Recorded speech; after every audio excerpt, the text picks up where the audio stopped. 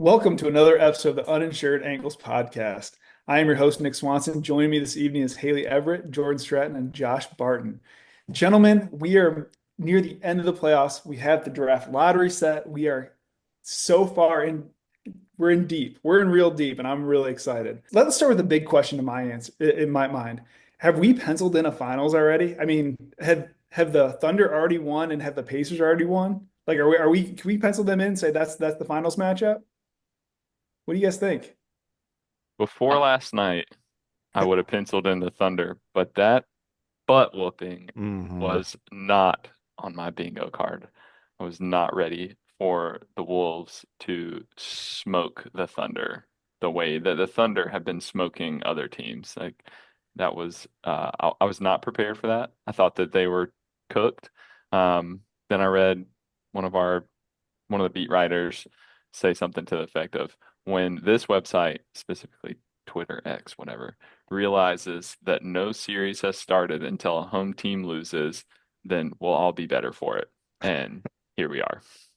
Well, So according what to I hear that, you saying then is that OKC is fine, and because the home team hasn't lost yet, and OKC has four home games, and two more to go, and they already have the two wins. So I hear you saying they're fine, and I also will point back to the Memphis series where they got down 29 points in the first half. They end up coming back and winning that game, but let's be honest, they probably don't come back and win that game if Ja doesn't get hurt in the second quarter.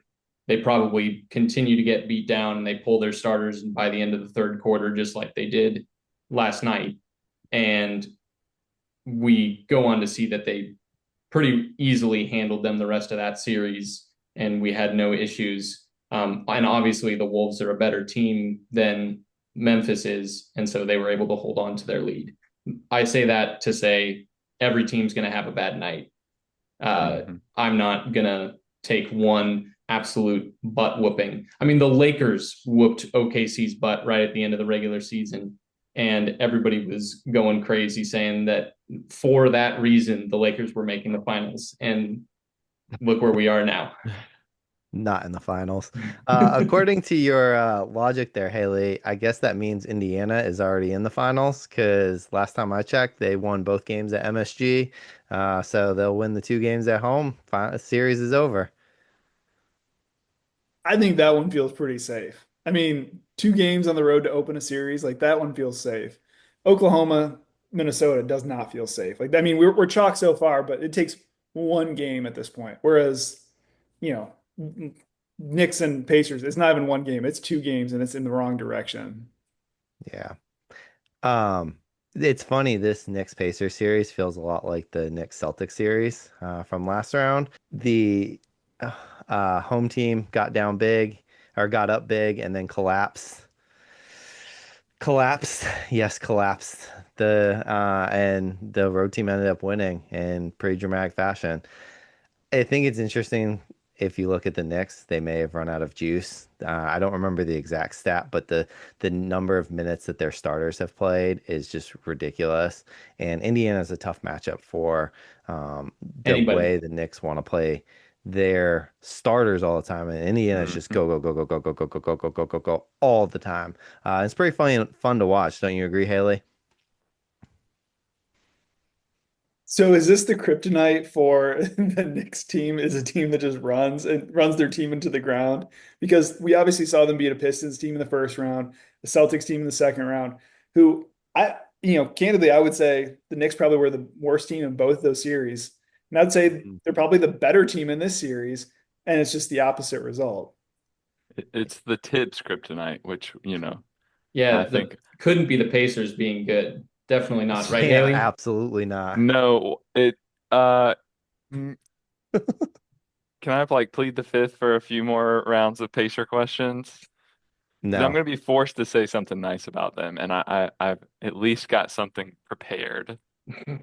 He's taking notes. To your point, we've said this all year. We've said this as a group of guys. We've said this for the last like 4 years that Tibbs burns his teams out once he gets a certain depth into the playoffs. Did it with the Bulls, He's doing it. It showed very clearly in last year's playoffs. And I think we're seeing it again this year.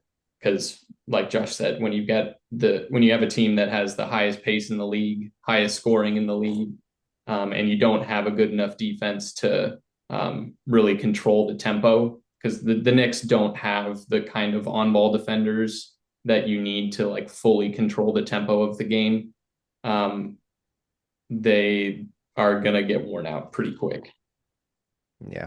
I would say that the Celtics were a better matchup for the Knicks than the Pacers are, because the Celtics are very methodical, very let's walk the ball up.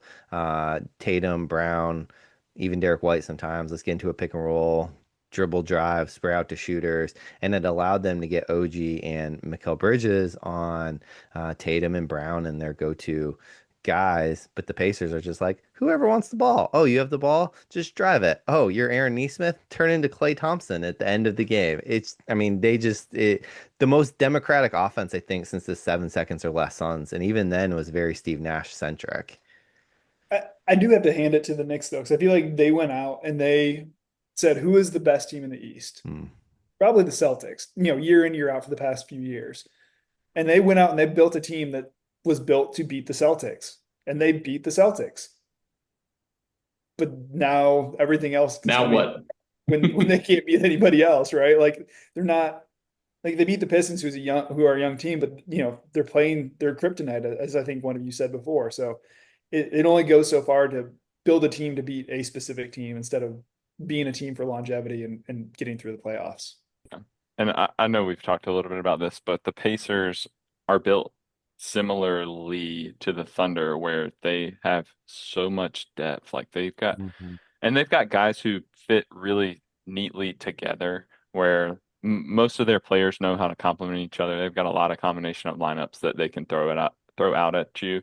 Enough reasonable size, like between Siakam and Turner, and shoot, even Thomas Bryant's played some like okay minutes during the playoffs. But yeah, I mean the Knicks this is the one of the worst matchups for them in the league. But on the East Coast, certainly the worst matchup because they have so much depth, and the Knicks don't trust their depth. I'll put it like that. I actually think the Knicks have some good pieces on the bench that just don't have the trust of the coach to run out there for 30 plus minutes in Eastern Conference Finals. But yeah, the Pacers look great. I hate having to say that, but they look I'm sorry, tough. I didn't hear that. Could you repeat that? The Pacers look great. They look like the East Coast Thunder right now. Let's stick on that point about the East Coast Thunder, right? Like the Thunder had the number one defensive team in the NBA, right? They've got depth, they've got pace. Pacers have some of that. If we do see a Thunder Pacers matchup, is it even going to be a competition? Is the defense just going to be the Achilles heel of the Pacers, or how would we see that finals kind of playing out? I would have a hard time seeing a scenario where the Pacers come out of that finals. And it's for the same reason that a lot of the same logic is used when talking about college basketball. There's a common metric that's used to make predictions for who's going to win in the NCAA tournament. They call it the trapezoid method, and it has to do with your offensive efficiency and your pace. And so typically what we'll see is if you've got a matchup where one team is a really fast pace and one of them is a really slow pace, whichever team is able to set the pace of the game will win the game. Or if you have two teams that run similar styles, so similar pacing, it'll often come down to either which one is faster or which one is slower, if they're both one way or the other, or which of the two it has a more efficient offense within that system. And has a success rate of like 95% of picking Sweet 16 teams or something like that, something crazy. And I think we're going to see something similar with that matchup, where we've got two teams that run fairly high pace. They're both are trying to turn you over and get up the floor really quickly.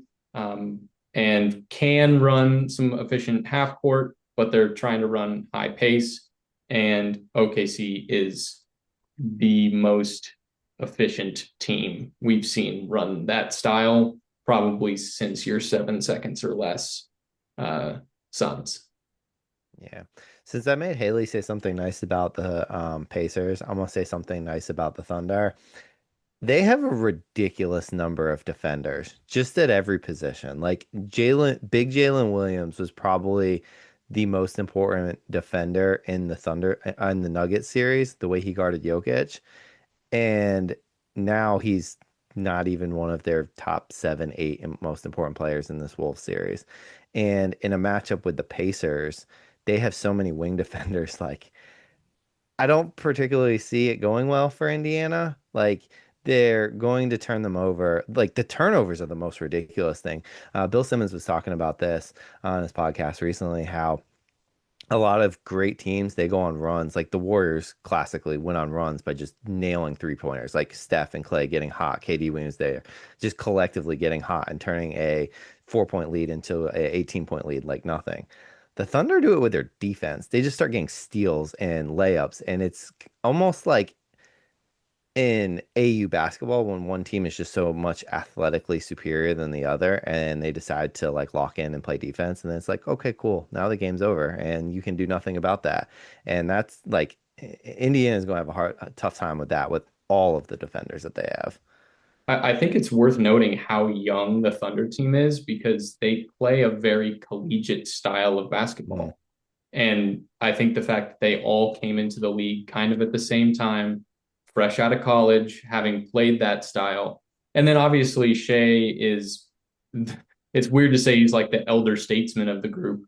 I think the oldest person on the team is Caruso, who's always kind of played that collegiate style of just super high intensity defense, leading to making runs.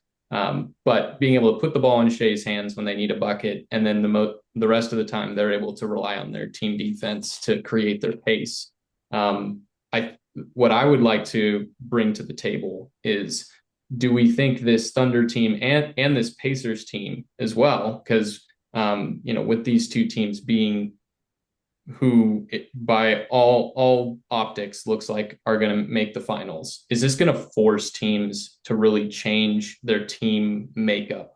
And is this going to be a culture shift moment for the NBA where they're going to say, we're going to stop going towards the players with these insane bags? Are we going to see the move away from that? Because that feels like what we've got right now. I mean, heck, that's what my freaking Lakers team is. We've got 3 or 4 guys that just try to break you down off the dribble offensively, and then hopefully they can string together some stops. I feel like this Thunder and Pacers finals that we see coming down the tunnel is going to push teams to be like, oh, wait, if we can just get 6 guys that can drive in a straight line and knock down spot up threes and then just freaking gut it out on defense, we're going to have a chance in every single game. Because the Pacers team, you've got some players. Obviously, Halliburton's been playing great. Siakam with a nice 39-point game in their last game. There's some bona fide stars on that roster, but we don't look at that roster and say NBA Finals berth incoming.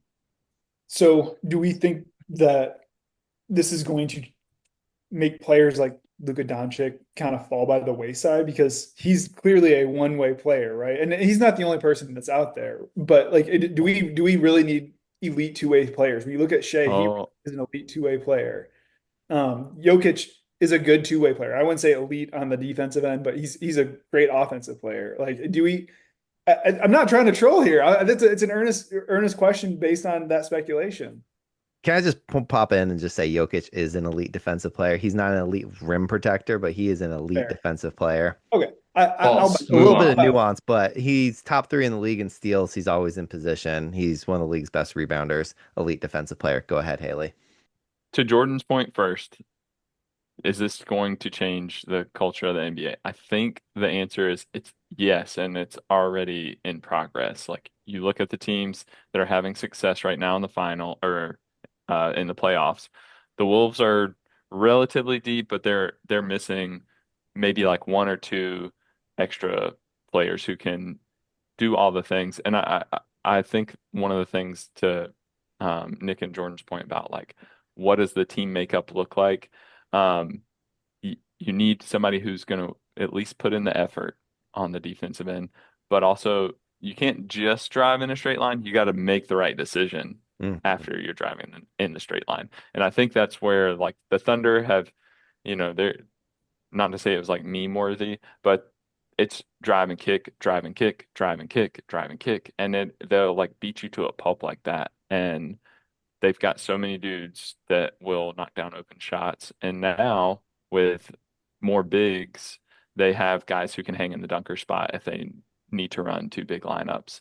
And it's just, yeah, you can find ways to win, but it's a nightmare to play against a team like that where it's you got to stop 10 weapons plus you've got the most efficient scorer in 30 years on the other side and he's a guard like Mhm. that we haven't had that since Michael Jordan and that's a lot like that's a lot to deal with and yeah I know we'll talk about the lottery a little bit later but I think that we'll see some of that in the way people are drafting now is you know finding guys who can do a little bit of everything and fit the system so that people have depth and not as much.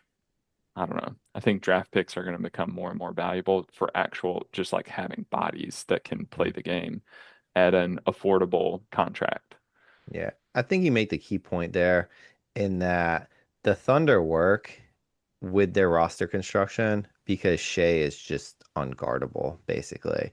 And yeah, he didn't have a great night last night. No one on the Thunder did, but there's a reason he beat out Nikola Jokic for MVP when Jokic had one of the best seasons of all time because he himself had one of the best scoring seasons of all time from a guard. And yeah, it's great that they have guys who can like attack a closeout and make good decisions and all that, but it you can try to copy that recipe, but that recipe you might not get the Oklahoma City Thunder, you might get the Chicago Bulls. Yeah, Similar well, The recipe, Pacers. different outcome. Yeah, Pacers too. Pacers to me are a little bit different than the Thunder. The Pacers are more like the 7 seconds or less Suns, like evolutionary. They don't have the same like grit that the Thunder do. It's just we're going to outscore you and hope that works. So I know we've been talking a lot about the Pacers, a lot about the Thunder, and this foregone conclusion of like them being in the finals. But the Knicks have not shown any life, so I'm content calling them dead, RIP, like whatever. Let's move beyond the Knicks. But at least we're holding chalk, so far in the other series, and the Wolves showed a ton of life last night. Are we? I don't think it's a foregone conclusion that they're done. Like what are we seeing from the Wolves, and what kind of sparked last night's you know resurgence? I mean, 40 points is no big is a big deal. Yeah. Yeah, definitely nothing to just bat an eye at for sure. And Anthony Edwards, we trust. I don't feel like the talent level is as drastically different as the first two games shook out, or even the first three games. Um, and sometimes you have a series like that where the teams win and they win only by blowout. There's no close games in a series. I'm trying to think. There's a series a couple years ago. I think it involved the Nuggets potentially, and every game was like a 15, 20 point win, and it flip flop back and forth. So I don't think the Wolves are completely out of it. Um, I'd feel better about the Wolves if they didn't have Rudy Gobert, but I'm sure Jordan would as well. I learned this morning that Julius Randle spent the last weekend, so the start of the series, in the hospital because his first daughter was born. So maybe his poor 6 point performance in game two had something to do with that. Those hospital beds they give dads are not comfortable, and I am not 6'9". Well, I mean, Anthony Edwards is a dude, right? Like that's not something to be taken lightly. I think we can all pretty much agree he's the best American player now in the NBA based on his resume and his body of work this season, the Olympics, things like that, right? He has two and working Achilles. That helps. Yeah. Does help.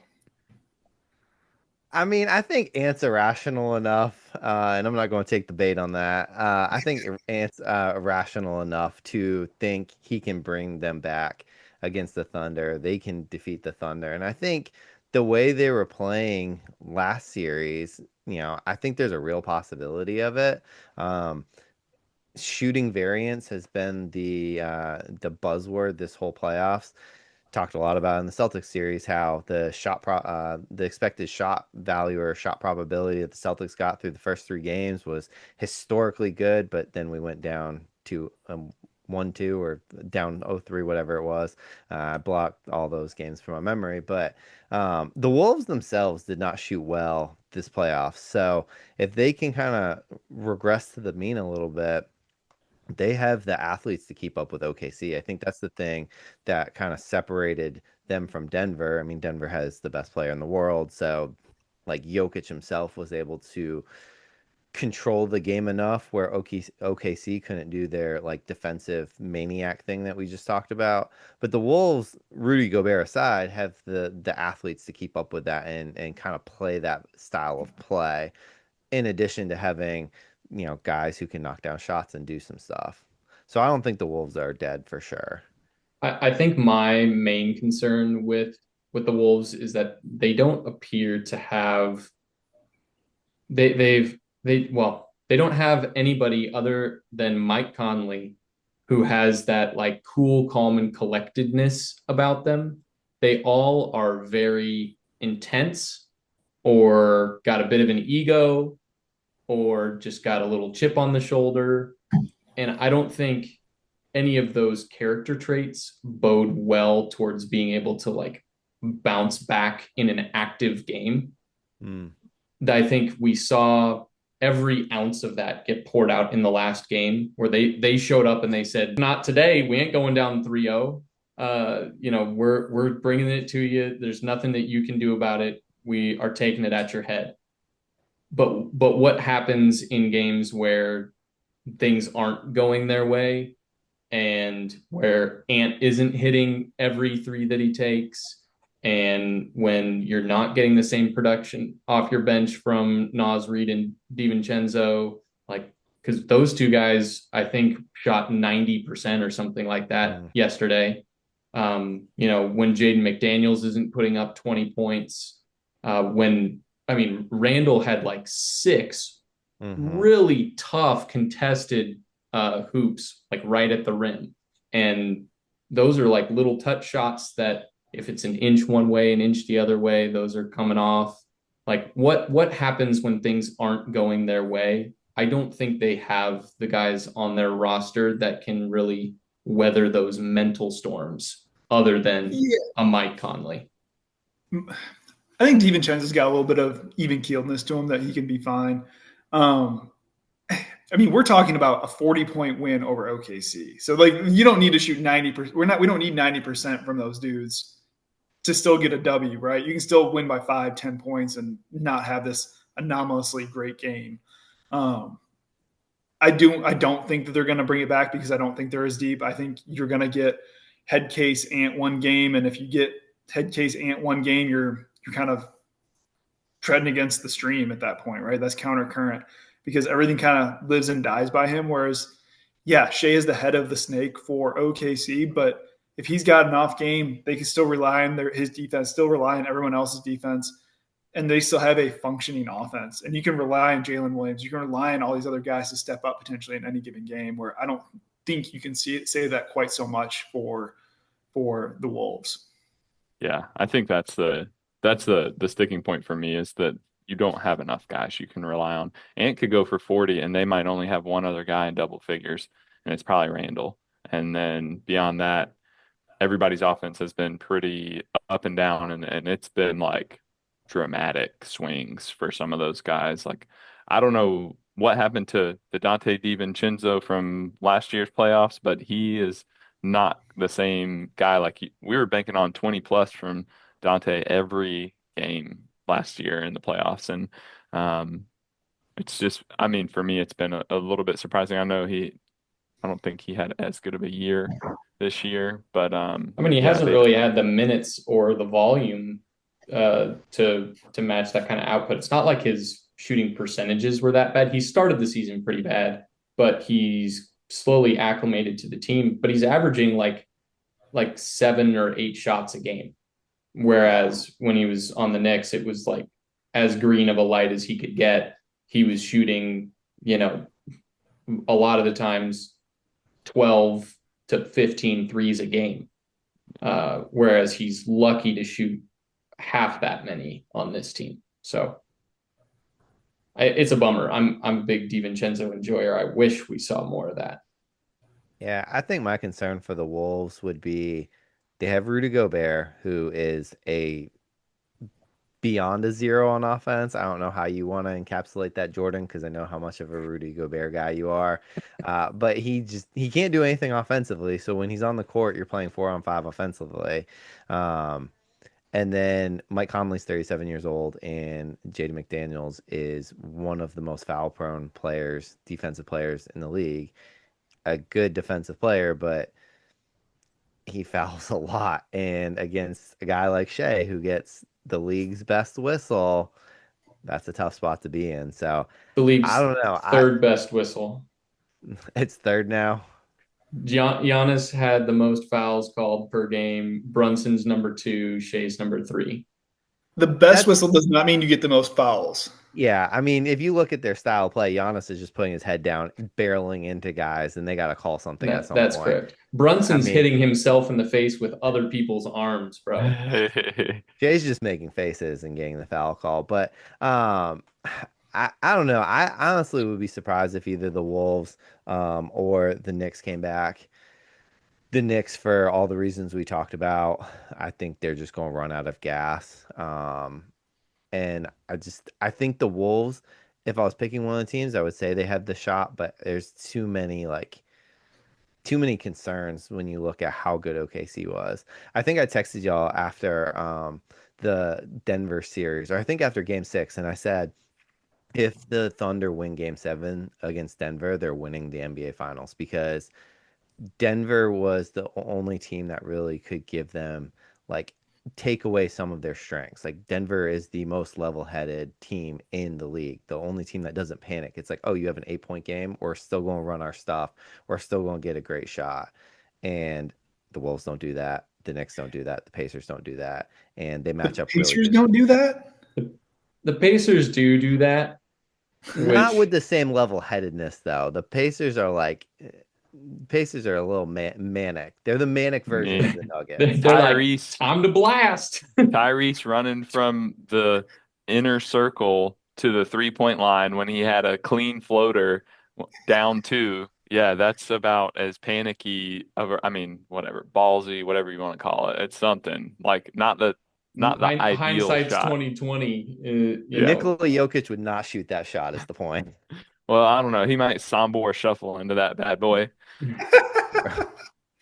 Actually, yeah, now that you mention it, didn't he shoot almost that exact same shot in the OKC series He as a didn't game winner? backpedal from when he was like 8 feet in the paint and was like, oh, let's just take this out and shoot this fadeaway. Like, Halliburton's that shot by Halliburton was something you do screwing around and pick up. And by you do, that's a Jordan shot and It's a pick up. Jordan shot.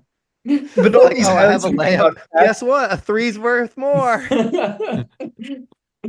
But all these highlights have come out afterwards. When I watched it first time, it looked like he literally drove to the paint, then popped back out of his own volition. He clearly bobbled the ball because, like, all the Knicks fans Yeah. wanted double dribbles, and like there was other stuff going on there that I was not keenly aware of. So I think that had something to do with it too. It wasn't like he just like 2 feet in, 3 people around me, now I'm out, and backed up and shot a 3. There was, But it sure as hell looked funny. yeah, it definitely looked funny. That's for sure. Speaking of Halliburton and the way it looks, Haley shared this today. I got to point this out.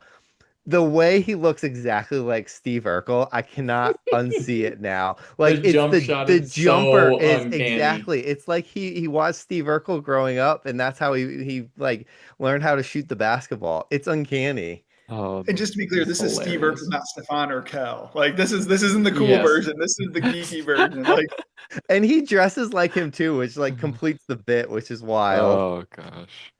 I got a question for you guys. Moving on and pivoting to another topic here. So, what are the things we've learned from these playoffs? Like, I feel like there's been some revelations. I feel like there's been some big things we figured out. I also want to know what you guys have. What's the biggest piece of fool's gold that we've seen out there as well? I'll go first. I think repeating is almost impossible in today's NBA. This is the best the league has been in its 8-year history. The parity is almost akin to college basketball at this point. Like you look up and down rosters, and there's guys who could be playing 30 minutes a night for these teams that don't even get any run. And that is the part of it, the talent level, but then how long the season is. Like we just watched the Celtics completely break down. Same thing happened to the Nuggets last year. Like repeating is so hard that I don't know if we'll see any repeat champions for a while, to be honest. Maybe the Thunder, honestly, because they're so young. But outside of that, like you almost have to catch lightning in a bottle with a combination of youth and like this insane skill level. And no injuries. Yeah. Yeah, it is unfortunate that it feels like we've been seeing the trend of the NBA champion is who can stay healthiest all the way till the end of the season. I think we've seen that the last like 3 or 4 conference finals through the finals. It's been, of those last 4 teams, who can keep it together long enough to pull one out. So yeah, definitely see that. I'd say for me, it's very much the curtain call for my generation of stars, like the stars that I grew up watching. They're headed out the door. They're still hyped up as the faces of the NBA. Your KDs, your Stephs, your LeBrons. They're done. They're done. They gotta step back. They gotta make some space. There's a new group of kids on the block. Halliburton's coming, Brunson's coming, Ant's coming, Shea's coming. Luka Honestly, might be going too. Who knows? I guess we'll find out depending on how many cheeseburgers he eats this offseason. But the narrative around the NBA has been this handful of names for the last 15 years plus. And I think it's done. I think it's done, but it's not maybe for the reasons we're articulating. I think it has to go to salary cap reasons in my mind. Because you look at Steph, you look at KD, you look at LeBron, go look at the numbers next to their names and how much money they're making every year. And they are not peak performance anymore, but I'd say all 3 of those dudes still contribute in a very meaningful way to their team and lead their teams. But if they're not first team all NBA players anymore, maybe they're third team or they're kind of in that vicinity-esque. Second team for LeBron James. He was second team. But I guess the point is like he wasn't a first team all NBA guy. He's lost a little bit of a step, but he's still making so much money that it almost hampers his team that he's still making that much money and he's not producing the same way. And you can't not pay him that money, but you can't. It's kind of a double-edged sword, right? You pay him what he's worth because of his legacy, but then you're not getting exactly the same output as you would maybe with a Shea, with some of these younger guys who actually can lead you and maybe have legs through a playoff season. LeBron's salary for next season, when he is 41 years old, will be $52 million. That's bonkers. I think for what it's worth, to piggyback on that, if I remember correctly, Evan Mobley's contract next season, because of winning the Defensive Player of the Year, jumps to like 40+ million a year. Yep. And the Cavs are gonna they will be forced into doing some things. I'm glad you brought that up. Interesting. I have a question for y'all. So I saw someone, I can't remember who it was, pitched. It might actually been Bill Simmons pitched trading Evan Mobley for Giannis. Where do y'all land on that? Quick. Hard no. Hard no. Yeah, not picking up the phone. If I'm Milwaukee. Oh, yeah, not picking phone up. I'm Cleveland. Why's that? Wait, I mean the other way around. Wait a minute. Reel that back in. No, I had Andrews in there for a second. Yeah, 100% Milwaukee hangs up the phone. So you're saying the Cleveland would need to give more than just Evan Mobley. You, Yes. was Evan Mobley in the All NBA team? I think he was third team, wasn't he? Um, No, I don't think he I don't made think he a made All it. NBA team. No, I I think he is third obviously. team. Cavs had Well, two players, I thought. I thought they did Am I too. tripping? But I mean, regardless, we're talking about a guy who yeah, might be an All NBA player versus a right. guy who is an All NBA player, first team without a doubt. Like I'm not. We don't have to think about it. It's just Mm-mm. like write him in pen. We Top start top talking about five writing him player in in the pen. league Yeah. easily. Yep. Yep. So it's yeah, Mobley's a little bit younger. Yeah, Mobley might be a better rim protector, but and maybe Giannis doesn't have the bag he should at this point. He's still as effective as he needs to be, and he'll make any team he's on at least semi-legitimately competitive. I mean, look at the Bucks; they're a bunch of old dudes at this point, and he wills them to relevancy. I want to see him somewhere else for that reason, but yeah, I think you hang up on Cleveland with that trade. Mobley was second team All NBA Second for the team. Yeah. record. Yeah, I don't. I think for what he brings defensively, and honestly, I've never been a really big Mobley guy. I don't know if I This was is to well like. documented. I don't know if it was to like Haley's Pacers hate level of Evan Mobley, but he's not really my cup of tea. Kind of reminds me a little bit of like American Gobert, which somehow makes him a little more tolerable. Like this year was definitely better. He broke what I thought he was going to do, but I don't know if he's what you build your team around necessarily. Like he is a play finisher, not a play creator. And I think if you were paying someone $45 million a year, that guy needs to be creating plays repeatedly on the offensive end and give you good defense. He's a complimentary player, and I mean, he got second team All NBA for a really good Cleveland team. And they had a first teamer on that team too, right? And Donovan Mitchell. Yep, his Yes. first team. Would we say Mitchell's the best player on that team? Yes. Probably. Yes. Would we say Mobley is definitively the second best player on that team? No. No. I mean, he I might be. would. I would, but Okay. it's On debate. I will defer to it being debatable. Like Garland was really good this year. Jarrett Allen was maybe not as good this year, but he was still a very high quality player and arguably, like at times, was the better big of the two. So yeah, I for mean, me, I like Jared Allen with the eye test more than I like Mobley. I think Mobley has more defensive versatility than Allen does, but I enjoyed watching Jared Allen play the game more than I like watching Mobley play. And I'm pretty high on Mobley. Like I am a Mobley enjoyer, and I think I prefer Jared Allen. this is not we're not trying to diminish Mobley at this point. Well, maybe we are a little bit, but the notion isn't to rag on him. The notion here is to evaluate his worth, and his worth is not equivalent to Giannis. That's the point. Not to say he's a bum. We're not talking about Halliburton where he's overrated and the Pacers suck. Whatever Haley was doing earlier. Um, He's you know, probably worth the same value as when announcers were calling Antetokounmpo, like roughly that level of sure. Giannis. Sure. and to the point we were making like 3 or 4 points ago, it's that you can't. The way that the CBA is currently orchestrated, it makes team building look a lot different than it's looked in the past. And uh, with a $45 million complimentary piece, that's probably not going to allow you the success that you need. Like they're going to have to break that team down to some extent unless they want to pay some significant tax. And why would you when you haven't made it past the second round? Yeah. Yeah, let's think about it this way. We've got Miles Turner and we've got Evan Mobley.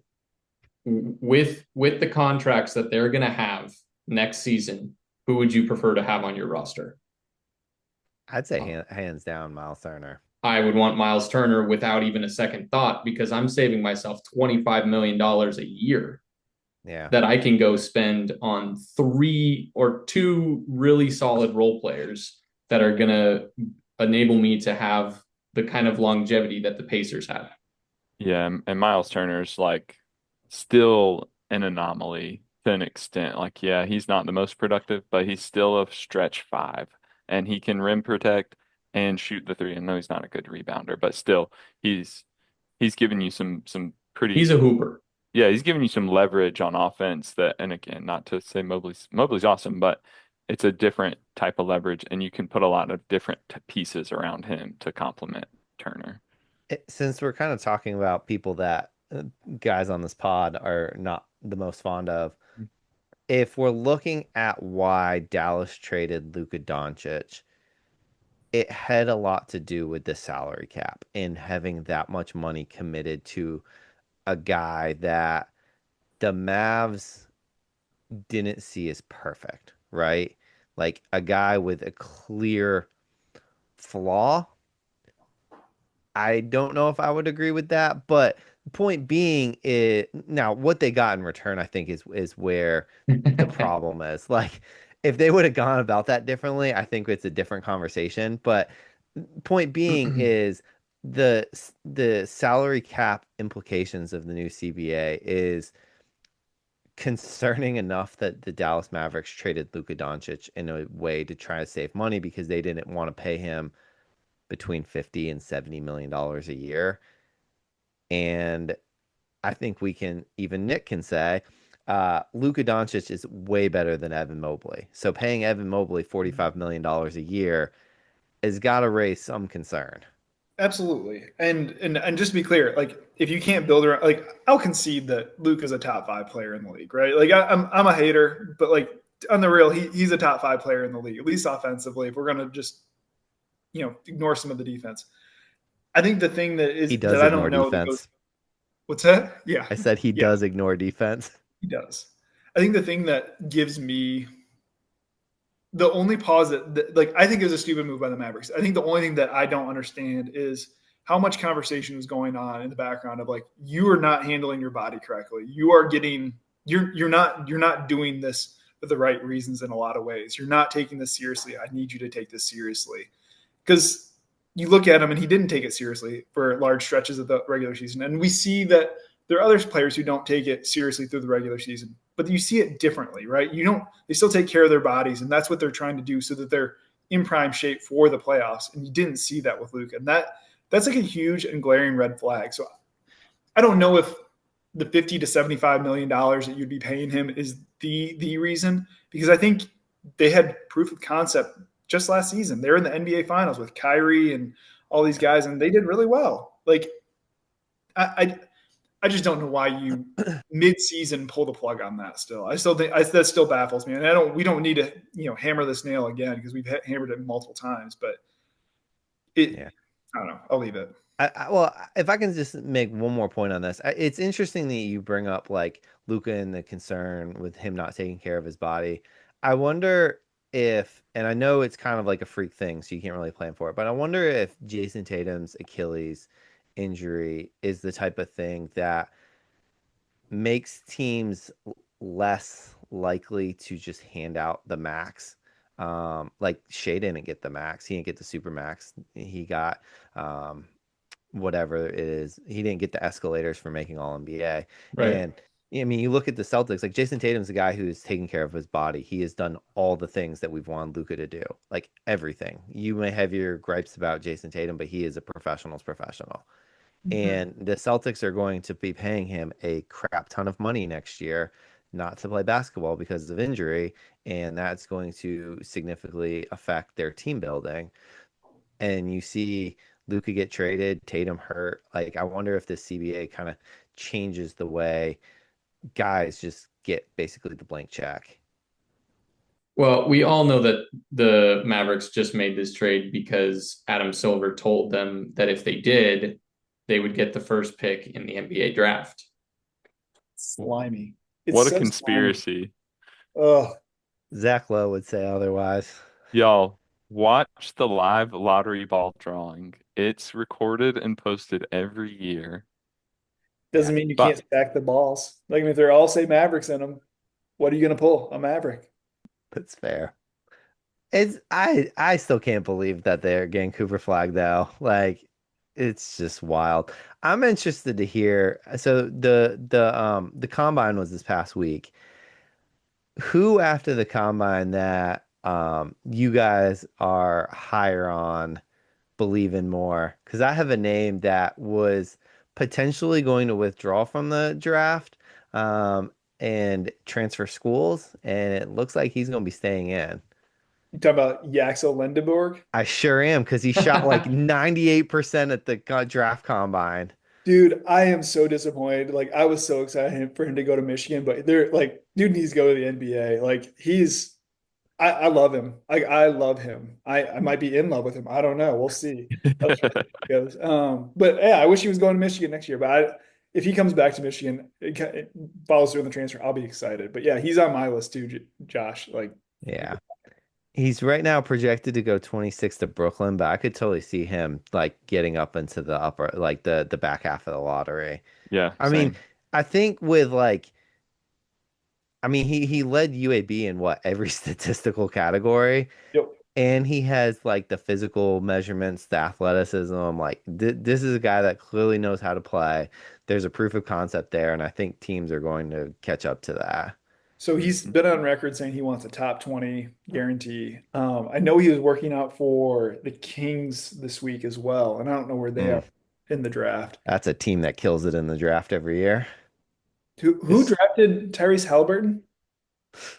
Even a blind squirrel finds a nut. Who drafted oh my Marvin God. Bagley over Luka Doncic, Trey Young? I think Jaren Jackson Jr. was in that draft. No, that's fair. Um, I was high on him though too. Like I'm not even faulting him for that one. Like I liked Marvin Bagley in college. I liked him coming out of high school. How about you, Haley? You got somebody that you're high on? oh, I got a list because, Oh, my let's go. team's got two picks, 13 and 22, and I'm so jazzed about them. The just for what it's worth, Hawks Twitter is like doing its best, or at least let me rephrase. Reasonable side of Hawks Twitter is doing its best not to trade the picks. The unreasonable side is like trade up for Derek Queen or something. I'm like, just hang on to 13 and 22. We get good. There's a lot of people in So that much range. value in the draft.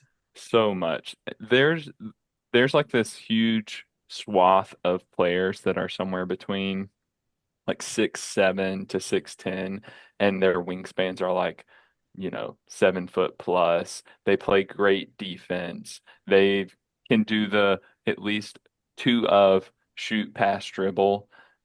Maybe not all three quite yet, but they're like developing those things. And so y'all have heard me say Colin Murray Boyles for like a little while. Like he's the guy I want. But I think through the combine, he's I think He did ahead of not the shoot comp. 90% at the combine, though. Ooh, far from Yeah, it. but He inverted that, I think.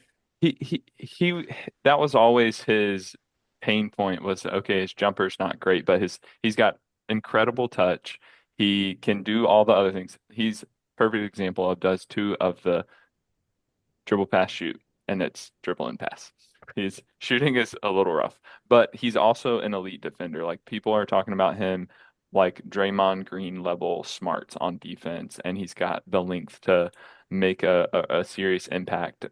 I mean, probably 2 through 5 realistically. And I think like he's a guy that would, I think, really help the Hawks a lot. And we've shown kind of proof of concept in developing people's jumpers.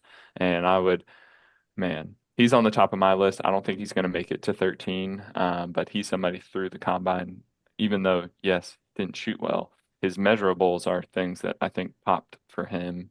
And A, a he's just little been a little Jaden McDanielsy, perhaps, or one of a few of the guys that the Wolves have developed into 3 and D type Yeah. guys.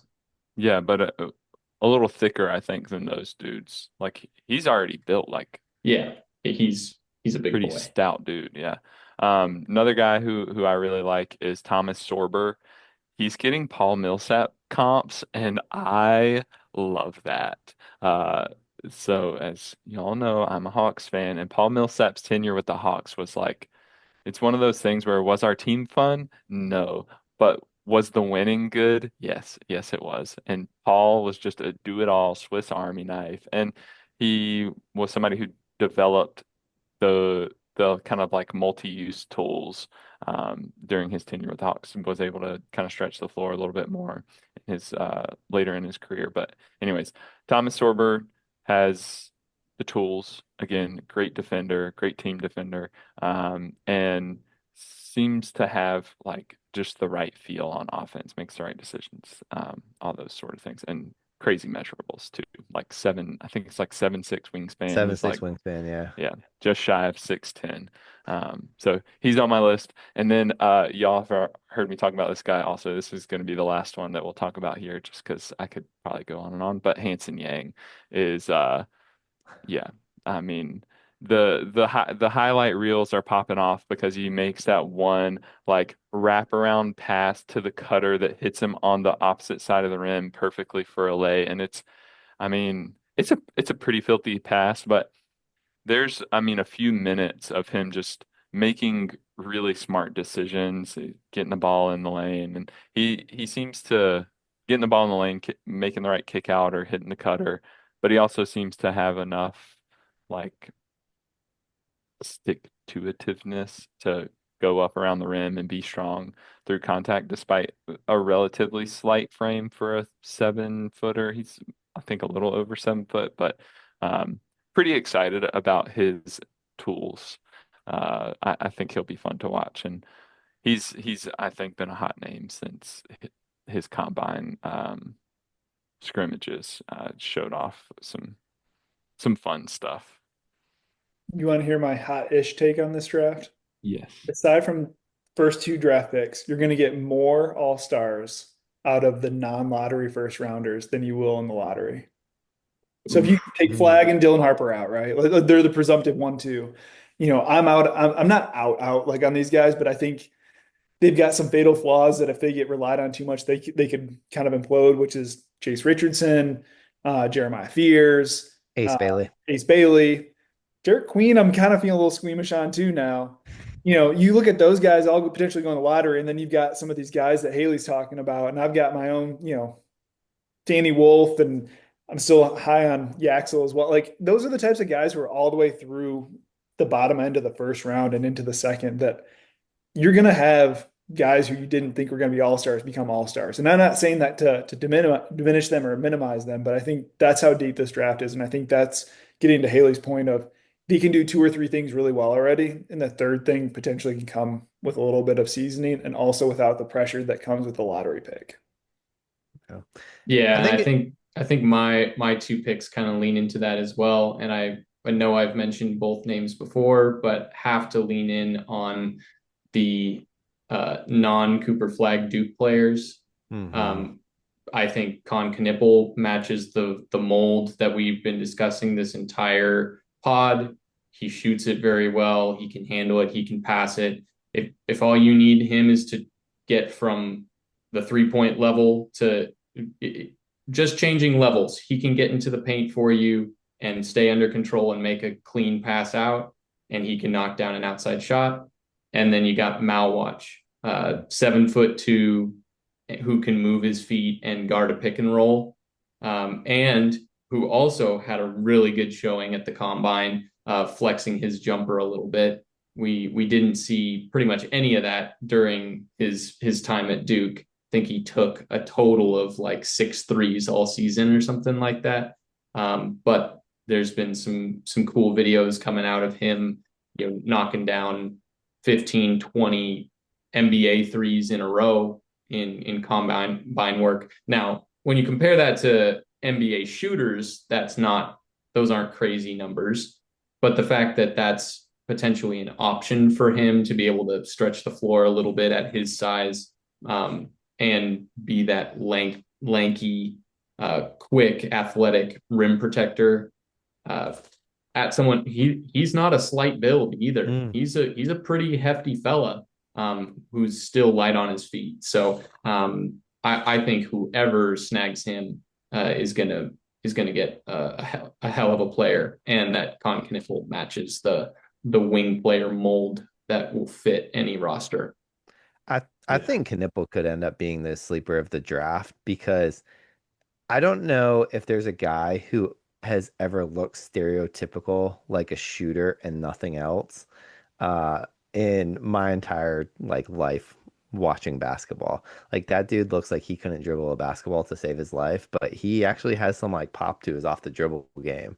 And I think it's kind of like Sam Hauser with the Celtics. Like he's a good defender and guys go at him all the time. Like he's not a great defender, but he can at least hang and people just look at him and be like, oh, he looks like he can't play defense, but he can play defense. Like kind of on the flip side, I think Knipple could be that offensively where he doesn't look like he has an off the dribble game, but I think he's going to be the sleeper of the draft. Um, you mentioned Ace Bailey.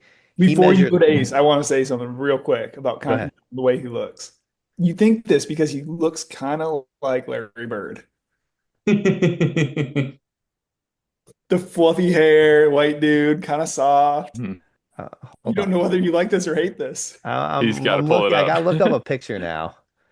I mean, he's not like a striking resemblance. It's just kind of the He is a very strong Midwestern look to him. I could see that. Let's just say that his floor is Corey Kispert and his ceiling is Larry Bird. all right. Continue on Ace Oh. Bailey. I needed to get that shot in.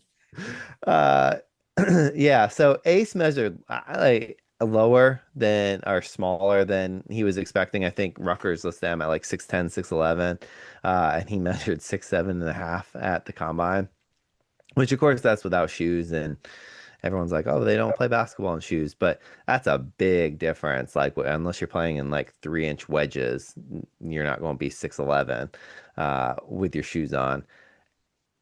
I'm just out on him. Like, especially if he goes to Philadelphia, that's just going to implode his career. And I think that kind of makes me think about last year. Reed Shepherd was the hot name going into the draft, and then Reed Shepherd goes to this Houston team that has just a bunch of like maniac defenders, and he doesn't really fit that like team construction, and we didn't see much from him aside from a showing here or there, sometimes in the G League. And I really think this draft is a lot of their success, as it always is to some degree, is going to be really predicated on where these guys go. Like if Ace goes to Philadelphia, he's not going to turn into anything. You have all the chaos of Embiid and whatever's going on with his knee. You have Podcast P and all, all of the Paul George drama. But then they have Maxi still. They have these guys where he's going to be a like complementary role, be in a complementary role to start his career. And sometimes it's hard for these top picks to go from a complementary role to the guy and become like live up to their potential. Can I ask you a question, Josh? And this is a very serious question. I'm not trying to troll anybody by saying this. If you look at the roster of what the Sixers should be, you've got Joel Embiid as your center. You've got two young guards in Maxey and McCain. You've got Paul George. What kind of player do you want to fill out that starting lineup? A Somebody wing, who's healthy. I, but like an Ace Bailey kind of player, though, right? A wing, high athletic, like player. Like, Potentially. I mean, I think if he was bigger, like I maybe. I mean, I I'm just think so. go ahead. I get where you're going, and I will say some. This is going to be hot takey, but some of the stuff Ace is saying right now in the combine, it's not been great, but it reminds me a lot of Anthony Edwards when the I mean, you can't tell Ace Bailey anything. Like he thinks he is, Him. the best. And you got to be like that. You have to be like that in the league.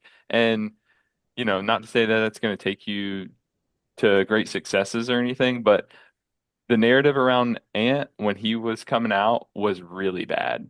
And it was similar to some of the stuff we've talked about on the pod. Do we trust guys who who played on poor performing college teams? And not again, I don't really know what to think of Ace Bailey. I don't watch a whole lot of college hoops, so it's not like I don't have a good take on him or an informed take on him, but just it's always interesting to see how narratives can shift because of combine measurables, some of the things that people say in some of these interviews, and that, like, some of it's being kids, but some of it's just like that's how much belief they have in themselves. And, I can appreciate that. And I hope that wherever he goes, he'll have some success. But yeah, it's just an interesting dichotomy with like And, And and in your defense, Haley, America didn't get to watch a whole lot of Ace Bailey because his team was so bad that they didn't make any nationally televised games. I did watch the Mace Bailey, and he was very hot and cold, but like I'm still out on him. I think like I was talking about the fit for the 76ers, and I think he is that type of fit of player that could fit there. And that was more what I was trying to say. But you ask Mario Chalmers who the best player on that Heat team with Chris Bosh, Dwayne Wade, and LeBron James was. Who would Mario Chalmers say is the best player on that team? himself. Yeah. I mean, just That was going to be my pushback to Haley's point about like the Anthony Edwards comparison. Like Anthony Edwards in a lot of ways is one of one. There are very few guys, unless you have that Michael Jordan DNA flowing through your veins like Jimmy Butler and Anthony Edwards do. Like a lot of those guys who are just irrationally confident, it doesn't pan out. They don't jive with teammates. They don't live up to their lofty expectations. I think of Marcus Morris on draft, like leading up to the draft, was talking about, I only want to play small forward. I'm not a four, and slid down the draft because of that. Like you can be as like irrationally confident and try to mimic Anthony Edwards as much as you want. I would just say good luck to you, friend, because that is not the path you want to follow. Yeah, and just to be clear, I wasn't making a case. I wasn't making my case for Ace. I'm just making a case for Ace. Ace.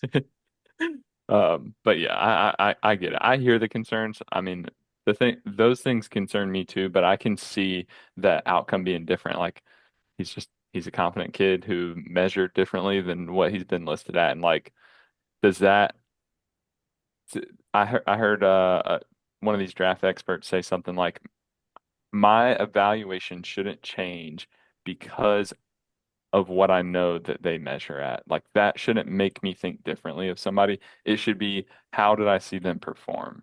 And, like, did everybody just think Ace was the next Kevin Durant and that made them think he was great? Or was he performing at levels that reminded them of that type of player, like a elite shot maker, kind of lengthy type of guy? Like it's not like he's not long. He's just not as big as he was listed.